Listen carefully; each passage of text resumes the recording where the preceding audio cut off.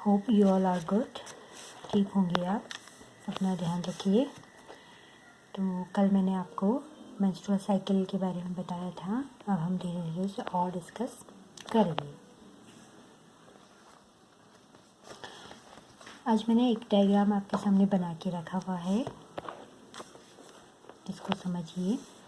देखिए, ये जो ऊपर वाला डायग्राम है ये पिट्यूटरी हार्मोन्स लेवल को दिखाता है। पिट्यूटरी यानी हमारे मस्तिष्क का हार्मोन, ठीक है।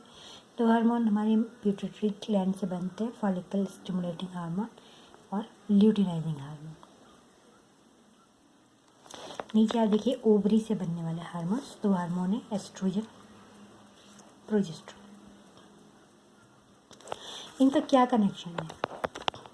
इनका कनेक्शन ये है कि देखिए, जब FSH बनता है पीयूष ग्रंथि से, ध्यान से सुनिए, जब FSH बनता है पीयूष ग्रंथि से तो ये जाके ओवरी पे वर्क करेगा, ठीक है। पहला हार्मोन क्या बना? First hormone is your FSH, ठीक है। पहला हार्मोन क्या आपका? FSH है, जो मासिक धर्म को शुरू करेगा। और FSH किस पे वर्क करता है? ओवरी पे। अब FSH का नाम ही है पुटिका प्रेरक हार्मोन्स, तो पुटिकाएं बननी स्टार्ट हुई। देखिए, ये तो बनी हुई थी भ्रूणावस्था में, ये बड़ी हुई। अब जब ये पुटिकाएं बड़ी होती हैं तो ये एस्ट्रोजन हार्मोन्स बनाती हैं। एस्ट्रोजन हार्मोन्स कौन बना रहा है? पुटिकाएं। पुटिका किसने बनाई? FSH के आने से पुटिकाओं में विकास हुआ, पुटिकाओं ने एस्ट्रोजन बनाया, ठीक है। अब पुटिकाएं बढ़ती जा रही हैं तो एस्ट्रोजन की मात्रा बढ़ती जा रही है, तो ब्लड में एस्ट्रोजन की मात्रा बहुत बढ़ जाती है। यहाँ पे मैं आपको एक बात बताना चाहूँगी, एस्ट्रोजन फीमेल्स के लिए बहुत इम्पॉर्टेंट हार्मोन है, क्योंकि जब ये हार्मोन्स महिलाओं की बॉडी में नहीं बनता है तो उनके शरीर की एनर्जी ख़त्म होने लगती है। Estrogen is very important hormones for female, इसीलिए एक एज के बाद जब मेंस्ट्रुअल साइकिल ख़त्म हो जाती है तो फीमेल्स में ये हार्मोन बनना बंद हो जाता है और उनको काफ़ी दिक्कत जो है होती है, ठीक है। इसलिए एस्ट्रोजन फीमेल्स के लिए बहुत इंपॉर्टेंट हार्मोन है। किससे बनता है? ओवरी में पुटिकाएं जब डेवलप होती है। देखिए, जब महिलाओं में मासिक धर्म बंद हो जाता है तो ओवरी तो उनमें रहती है ना, ओवरी तो उनमें हट जाती है। ओवरी में पुटिकाओं का विकास नहीं हो पाता, क्योंकि ये जो आपकी पुटिकाएं हैं, आधी पुटिकाएं तो ख़त्म हो गई है। मैंने बताया ना, तो जन्म के समय लगभग 400 होती हैं और धीरे धीरे ये ख़त्म हो जाती हैं। तो जब ये ख़त्म हो जाती है तो डेवलप कहाँ से होंगी, ठीक है। तो आपको ध्यान रखना है कि एस्ट्रोजन बनता है डेवलपिंग फॉलिकल से, पुटिकाओं से। अब जब एस्ट्रोजन की मात्रा बहुत ज़्यादा ब्लड में हो जाती है, ध्यान से सुनिए, एस्ट्रोजन की मात्रा बहुत ज़्यादा ब्लड में हो गई तो मस्तिष्क को ये सोचना चाहती कि एस्ट्रोजन बहुत बनने लग गया, यानी पुटिकाएं मैच्योर हो गई हैं। पुटिका क्या हो गई है? मैच्योर हो गई है। अब इसको हमें ब्रस्ट करना है, फोड़ना है और ओव्यूलेशन करना है, यानी इसके अंदर जो सेकेंडरी ओसाइट है उसको यहाँ से रिलीज़ करना है, ठीक है। अब क्या होता है, मैं आपको स्टोरी के फॉर्म में सुना रही हूँ, ध्यान से सुनिए। जैसे ही एस्ट्रोजन की मात्रा बढ़ती है, सिग्नल जाता है मस्तिष्क को कि अब कुछ करो भाई, अब ये काफ़ी बड़ा हो गया है फॉलिकल, अब इसको रप्चर होना है, ठीक है। तो यहाँ से तुरंत LH आता है। देखिए, आप LH की मात्रा पहले कम थी, ग्राफ में देखिए, साइकिल मैंने मेंशन किया 0, 7, 14, 21, 28 डेज। तो 14 डेज़ के आसपास अब देखिए LH की मात्रा बिल्कुल कम थी और एकदम से बढ़ गई। LH सर्ज जिसे हम कहते हैं, आप लोगों ने आंसर में लिखा भी है, सर्ज मतलब तेज़ी से बढ़ना। ल्यूटिनाइजिंग हार्मोन तेज़ी से बढ़ता है और कहाँ से निकलता है? पीयूष ग्रंथि से। इसके तेज़ी से बढ़ने से ये आकर के एक थप्पड़ लगाता है, किसे? पुटिका को, ग्राफियन पुटिका को थप्पड़ लगाता है, मतलब इसे फोड़ देता है। और जैसे पुटिका फूटेगी ओव्यूलेशन होगा, मैंने लिखा ओव्यूलेशन। और ओव्यूलेशन होने के बाद ये पुटिका किस में बदल गई? कार्पस लूटियम में। तो ये फॉलिकुलर फेज है। देखिए, ये पुटिकी अवस्था है। पुटिकी अवस्था के बाद अंडोत्सर्ग अवस्था आई और उसके बाद ल्यूटीन अवस्था आती है, पीत अवस्था हम जिसको कहते हैं। ल्यूटीन क्यों बोला? क्योंकि ये कॉर्पस लूटियम है, ठीक बेटा। क्या बोला मैंने, पहला FSH बना पिट्यूटरी ग्रंथि से, इसने ओवरी पे वर्क किया, ओवरी में फॉलिकल डेवलप हुए FSH के कारण। देखिए FSH की मात्रा कॉन्स्टेंट ही है। और जब ओवरी में पुटिकाएँ बहुत विकसित हुई, इन्होंने एस्ट्रोजन अधिक मात्रा में बनाया। एस्ट्रोजन की ब्लड में मात्रा बढ़ने से मस्तिष्क को संदेश गया कि एस्ट्रोजन बहुत ज़्यादा बन रहा है, मतलब पुटिकाएँ डेवलप हो गई हैं। और ऑर्डर मिला किसे, LH को।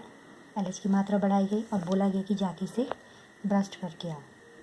ठीक है, ये ब्रस्ट हुआ, ओव्यूलेशन हुआ, यहाँ पर भी ओव्यूलेशन होगा। ठीक है, ओव्यूलेशन हुआ, ओव्यूलेशन के बाद एग रिलीज़ हो गया और क्या बचा, ये जो फॉलिकल है ये लूटियल में बदल जाता है। ठीक है, ल्यूटियल फेज जिसको हम कहते हैं, क्योंकि इसके अंदर ल्यूटीन द्रव भरा होता है जो येलो कलर का होता है। हिंदी में इस अवस्था को पीत प्रावस्था भी कह देते हैं। अब आगे की कहानी क्या होती है, देखिए LH की मात्रा धीरे धीरे डाउन आती है।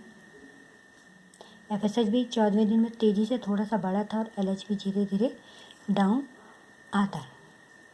ठीक है, अब यहाँ पे क्या होता है, ये जो आपका लूटियम बना, कॉर्पस लूटियम, ये अब एस्ट्रोजन, देखिए अब एस्ट्रोजन एक बार बहुत पीक पे था, बहुत बड़ा। अब ये पुटिका फट गई है, जब पुटिका ही फट गई तो एस्ट्रोजन कौन बनाएगा, नहीं बनाएगा ना, तो एस्ट्रोजन डाउन आ गया, एस्ट्रोजन की मात्रा कम हो गई। देखिए अब ये दूसरा ग्राफ है प्रोजेस्टेरोन का। प्रोजेस्टेरोन बनाता है लूटियम। मैंने आपको कल भी बताया था कि लूटियम प्रोजेस्टेरोन क्यों बना रहा है, क्योंकि वो उसका मानना ये है कि ये जो एग रिलीज़ हुआ है, जो ट्यूब में गया है, इसे स्पर्म मिलेगा और ये फर्टिलाइज होगा तो जो भ्रूण होगा उसको मुझे गर्भाशय में, उसके लिए गर्भाशय को मुझे मजबूत बनाना है, गर्भाशय की दीवार को। तो प्रोजेस्टेरोन का काम होता है गर्भाशय की वॉल को मजबूत बनाना। प्रोजेस्टेरोन को प्रेगनेंसी हार्मोन्स भी कहते हैं। देखिए ये पीक पर है, ठीक है, इसकी मात्रा बढ़ती जा रही। और जब निषेचन नहीं होता है, एक ओवम फर्टिलाइज नहीं होता है, तो ओवम ट्यूब से गर्भाशय में आ जाता है, निषेचित नहीं हुआ, गर्भाशय को सिग्नल मिलता है, कॉर्पस लूटियम को भी सिग्नल मिलता है कि अब भाई रुक जाओ, प्रोजेस्टेरोन मत बनाओ, यूजलेस है, निषेचन नहीं हुआ, गर्भाशय की मजबूती की ज़रूरत नहीं है। तो ये फिर अपने मात्रा क्या करता है, घटा देता है। और जैसे ही प्रोजेस्टेरोन की मात्रा डाउन होती है, अब यहाँ देखिए FSH डाउन हो गया था, क्योंकि पुटिकाएँ नहीं बन रही थी ना, 28 दिन के बीच में पुटिकाएँ नहीं बनेगी। अब जैसे ही प्रोजेस्टेरोन डाउन होता है तो ये FSH, प्रोजेस्टेरोन की मात्रा कम हुई, सिग्नल फिर मस्तिष्क को जाता है। देखिए पहला सिग्नल FSH से आया, पुटिकाएँ बढ़ी, पुटिकाओं में एस्ट्रोजन बना, एस्ट्रोजन ने LH को बनाया, LH की मात्रा बढ़ी, अंडोत्सर्ग हुआ तो लूटियम बना, लूटियम से प्रोजेस्टेरोन बना। अब प्रोजेस्टेरोन की मात्रा जब कम होती है, ब्लड में सिग्नल जाता है कि मात्रा कम होने लग गई है, तो दोबारा फिर FSH बनने लगता है। देखिए ये नीचे ग्राफ नीचे गया था ना, फिर यहाँ से आ जाता है, ग्राफ ऊपर आता है, फिर फॉलिकल स्टिमुलेटिंग हार्मोन्स बनता है, फिर पुटिकाएँ, यानी नई साइकिल शुरू हो जाती है, फिर पुटिकाएँ बननी आरम्भ हो जाती है। अब यहाँ आप देखिए ये आर्तव चक्र है, पहले का 5 डेज मेंस्ट्रुअल साइकिल जिसको हम कहते हैं। ठीक है, जब क्या नहीं हो रहा था, फर्टिलाइज नहीं हुआ, ओवरी की वॉल है, ये यूट्रस की वॉल है बेटा। ठीक है, तो 5वें दिन में आप देखिए टूट जाती हैं और ये ब्लड निकलना शुरू हो जाता है। 5 दिन के बाद ये देखिए ब्लड फिर जो है एस्ट्रोजन हार्मोन्स के प्रभाव में गर्भाशय की दीवार फिर विकसित होने लगती है। ठीक है, और ये प्रोजेस्टेरोन हार्मोन्स के प्रभाव में देखिए आप, इसकी मात्रा वॉल बहुत तेज़ी से मजबूत होने लगती है, बढ़ने लगती है, एंडोमेट्रियम वॉल। ठीक है, अब चूँकि फर्टिलाइज नहीं होता है तो ये फिर ये टूट जाती हैं, आगे की साइकिल फिर इनके टूटने से स्टार्ट होती है। तो ये आर्तव चक्र है, प्रचुरोद्भिद प्रावस्था है, फिर स्रावी प्रावस्था है। कहने का मतलब क्या है कि ये एस्ट्रोजन गर्भाशय की वॉल बना रहा था, प्रोजेस्टेरोन भी गर्भाशय की वॉल बना रहा था। जैसे ही प्रोजेस्टेरोन की मात्रा कम होती है, वॉल टूट जाती है, रप्चर हो जाती है और मासिक धर्म शुरू हो जाता है, यानी यूट्रस की जो वॉल बनी थी वो ब्लड के रूप में बॉडी से बाहर आने लगती है। समझ गया? तो आपको याद रखना है कि ये पुटिकाएं एस्ट्रोजन बनाती हैं, ठीक है। और ओव्यूलेशन के बाद एस्ट्रोजन की मात्रा बढ़ने से LH बनता है और LH से ओव्यूलेशन होता है। उसके बाद ये पुटिकाएं कॉर्पस लूटियम में बदल जाती है। कॉर्पस लूटियम प्रोजेस्टेरोन बनाता है। तो एस्ट्रोजन और प्रोजेस्टेरोन दोनों हार्मोन्स क्या करते हैं, गर्भाशय की वॉल को स्ट्रॉन्ग करते हैं। जैसे प्रोजेस्टेरोन की मात्रा कम होती है, आपका मेंस्ट्रुअल फ्लो होना स्टार्ट हो जाता है, ठीक है। तो इसका आपको ध्यान रखना है। अब इसमें कुछ बातें हैं, जैसे फीमेल प्राइमेट्स में आपने कॉर्डेटा में, मैमल्स में पढ़ा, स्तनधारी में जो प्राइमेट्स होते हैं, मंकी हैं, एप्स है, मनुष्य हैं, इनके रिप्रोडक्टिव साइकिल मासिक धर्म कहलाती है। मासिक धर्म का शुरू होना मीनार्क कहलाता है। जो पहला मासिक धर्म लड़कियों में होता है उसे मीनार्क कहते हैं। ह्यूमन फीमेल में चक्र 28-29 दिन के अंतराल पर रिपीट होता रहता है। सेकेंडरी ओवसाइट्स या ओवम मासिक धर्म के बीच में अंडाशय से बाहर निकलता है और इसे ओव्यूलेशन हम कह देते हैं, ठीक है। अब इसमें सबसे पहले ये जो मासिक धर्म है ये कहाँ से शुरू होता है, ये आपका आर्तव चक्र से शुरू होता है।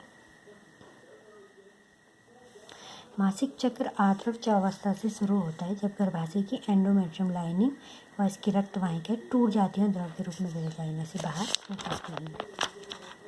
आपका जो गर्भाशय की वॉल है वो टूट जाती है और जैसे ही ये टूटना शुरू होती है वैसे ही FSH बनना शुरू होता है और पुटिकाओं का निर्माण भी शुरू हो जाता है, ठीक है।